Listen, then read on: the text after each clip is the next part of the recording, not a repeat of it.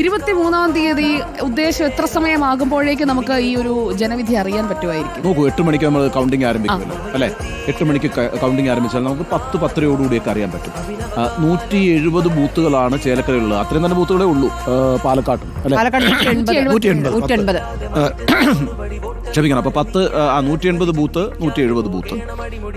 എനിക്ക് തോന്നുന്നത് ഏറ്റവും പിന്നെ ഒരു ലാസ്റ്റ് മിനിറ്റ് വരെ ആകാംക്ഷ നിലനിർത്താൻ പോകുന്ന ചേലക്കരയായിരിക്കും ഞാൻ വിചാരിക്കുന്നത്. കാരണം എന്താ പറയുക, ഈ 170 ബൂത്തുകളും ഫ്ലക്ച്വേറ്റ് ചെയ്തുകൊണ്ടേയിരിക്കും, അങ്ങോട്ടും ഇങ്ങോട്ടും ഇഞ്ചോടിഞ്ച് മത്സരമായിരിക്കുന്നതുകൊണ്ട്. അതേസമയം പാലക്കാട് ഞാൻ അത്തരത്തിലൊരു ഒരു ആങ്സൈറ്റി ബിൽഡ് ചെയ്തുകൊണ്ടിരിക്കുന്ന ഒരു തെരഞ്ഞെടുപ്പായിരിക്കും എന്ന് വിചാരിക്കുന്നില്ല. പാലക്കാട് വലിയ സ്ട്രോങ് ആയ മത്സരമാണ് നടക്കുന്നത്. പക്ഷേ അതിൻ്റെ ട്രെൻഡ് വളരെ എളുപ്പത്തിൽ നമുക്ക് മനസ്സിലാവും, ആദ്യഘട്ടത്തിൽ തന്നെ മനസ്സിലാവും. അപ്പോൾ അതുകൊണ്ട് ഏതാണ്ടൊരു 10:30 തന്നെ നമുക്ക് ഈ 3 മണ്ഡലങ്ങളിലെയും പിക്ചർ ഇത് ശരിക്കും പറഞ്ഞു കഴിഞ്ഞാൽ നമുക്ക് കൂടി ഒരു ചങ്കടിപ്പ് കൂടുന്ന തരത്തിലായിരിക്കും.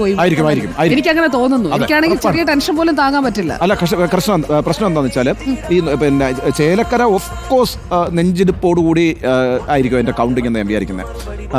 അതേസമയം പാലക്കാട് ഒരു ഏർലി ട്രെൻഡ് ആർക്ക് അനുകൂലമാണെന്ന് ബോധ്യപ്പെട്ടാൽ പിന്നെ വലിയ അട്ടിമറികൾ. എന്നാലും അവസാനത്തെ ബൂത്തുകളൊക്കെ, പ്രത്യേകിച്ചും ഈ വോട്ട് ചേർത്ത ബൂത്തുകളൊക്കെ എന്ന് പറയുന്നത് അവസാനത്തെ ബൂത്തുകളാവും. അപ്പോൾ ഈ ലാസ്റ്റ് റൗണ്ടിലേക്ക് വരുമ്പോഴേക്കും ഈ ഒരു കുതിപ്പും കിതപ്പും, അതോടൊപ്പം ഞാനിപ്പോൾ എനിക്കൊരു ടെൻഷൻ ഉണ്ടെന്ന് പറഞ്ഞില്ലേ, അത് ഈ തെരഞ്ഞെടുപ്പ് കാലത്ത് നമ്മൾ കണ്ട വാക്പോര് പോലൊന്നും ആയിരിക്കില്ല. വോട്ട് എണ്ണുമ്പോഴത്തേക്കും ഒക്കെ വരുമ്പോഴേക്കും പലതരത്തിൽ, ഇപ്പോൾ കോഴിക്കോട്ട് ചേവായൂരിൽ നടന്നത് കണ്ടില്ലേ?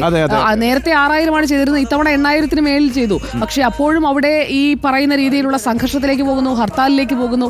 അങ്ങനെ വലിയൊരു സംഘർഷ സാധ്യത ഈ തെരഞ്ഞെടുപ്പിന്റെ പശ്ചാത്തലത്തിൽ. ഈ സംഘർഷം എന്ന് പറയുന്നത് വിവിധ പാർട്ടികളും മുന്നണികളും തമ്മിലായിരിക്കില്ല, പാർട്ടിക്കകത്തെ സംഘർഷങ്ങളും നമ്മൾ കാണേണ്ടി വരുന്നതാണ്. ആ രൂപത്തിലേക്ക് അത് മാറും. വേണമെങ്കിൽ അതൊക്കെ സംഭവിക്കാം. പക്ഷേ ചേലക്കര അങ്ങനെ ചേലക്കരയല്ലേ, ഞാൻ പാലക്കാട് പക്ഷേ അത്തരത്തിൽ വേണമെങ്കിൽ സംഘർഷങ്ങളിലേക്ക്. ഇതിലൊരു കാര്യമുണ്ട്, ഈ വ്യാജ വോട്ടും ഈ പറഞ്ഞ ഇരട്ട വോട്ടൊക്കെ വലിയ പ്രശ്നമാണ്. കാരണം ഈ പറഞ്ഞ ഇഞ്ചോടിഞ്ച് മത്സരം നടക്കുന്ന സ്ഥലത്ത് 2000-2500 വോട്ട് ഇരട്ട വോട്ടും വ്യാജ വോട്ടൊക്കെ വരിക എന്ന് പറഞ്ഞാൽ അത്ര ചെറിയ കാര്യമായിട്ട് തന്നെ അതിന് കണക്കാക്കാൻ പറ്റില്ലല്ലോ. എത്ര വലിയ പ്രശ്നങ്ങളുണ്ടാവും അവിടെ. അപ്പം അത് മാത്രമല്ല, ഇപ്രാവശ്യം എന്ത് സംഭവിച്ചെന്ന് പറഞ്ഞാൽ ഇത് ഐഡൻറ്റിഫൈ ചെയ്ത് വെച്ചു, ആരാണ് ചെയ്യുന്നതല്ല എന്നുള്ളത് ഐഡൻറ്റിഫൈ ചെയ്ത് വെച്ചു.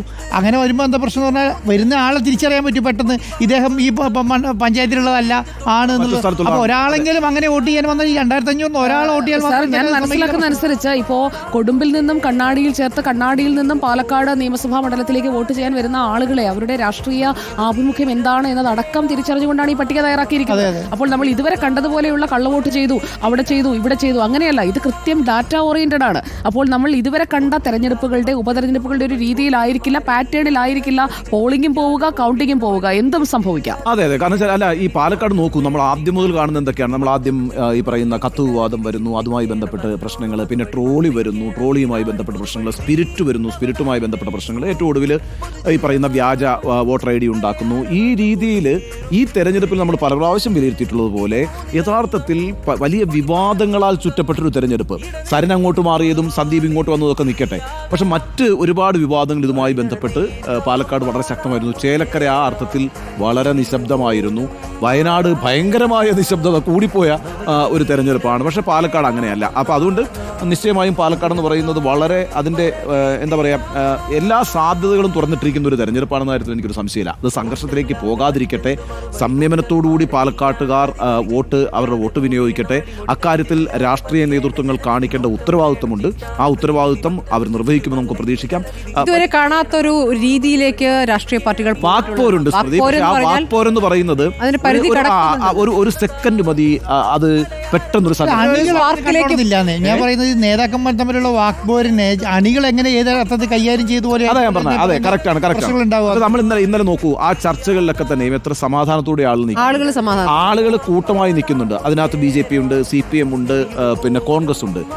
അവർ ഇടകലർന്ന് തന്നെയാണ് നിന്നിരുന്നത്. ആ ഇടകലർന്ന് നിൽക്കുമ്പോൾ BJPക്ക് അനുകൂലമായി സംസാരിക്കുമ്പോൾ എന്തെങ്കിലും പ്രതിസന്ധി ഉണ്ടോ അവിടെ? അല്ലെങ്കിൽ പിന്നെ കോൺഗ്രസിന് അനുകൂലമായിട്ടോ CPM-ന് അനുകൂലമായിട്ടോ സംസാരിക്കുമ്പോൾ ആരെങ്കിലും അവിടെ വഴക്കുണ്ടാക്കുന്നുണ്ടോ?